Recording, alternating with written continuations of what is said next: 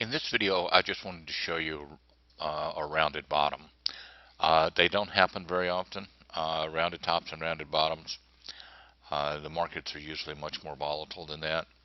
To give you an example, I've looked for a rounded top or a rounded bottom for the last, I'm going to say 2 hours, maybe 3 hours, looking at all different charts, all different time frames, and I found one on the Japanese yen, March 2019 on a range 20.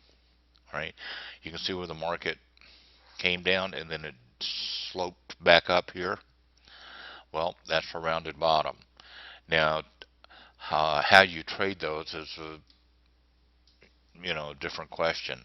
Here, I would look at this and say it's like a bowl, doesn't it?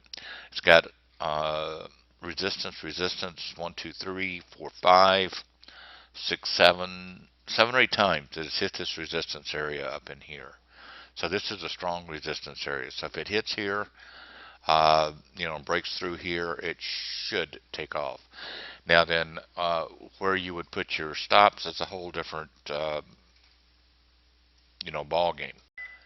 You'd be using the dollar calculator over here as just not the dollar calculator, but the dollar tool here, and just say that if your stop was, down here at this low, you'd have about a $500 stop on that, which it's not a whole lot, obviously, on the Japanese yen.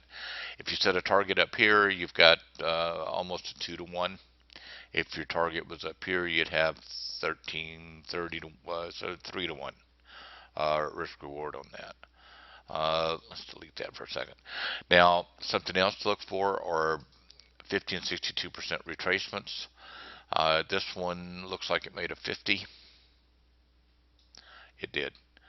So that made the 50, came right back down after that and broke support in here.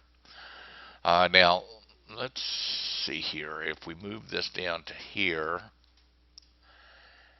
and took this bottom of the Fibonacci down to here, you can see that all the resistance up in here is right below the 38%.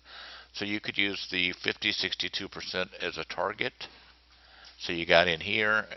If you got out here, you've only got 250. If you got out here, you've only got 406. Horrible risk reward. Here's 330 if you put a stop down in here. All right. I wouldn't buy the market, right here at this point, because it's hit this resistance area up in here like 8 times. So this might not be a good trade to place. If you did, you could possibly use an option on it. You have to go over and look at some options, and we'll do that in the options course. Anyway, I just wanted to show you what rounded tops and rounded bottoms look like. Obviously, a rounded top looks just the opposite as a rounded bottom, and is traded just the opposite of what I just showed you here.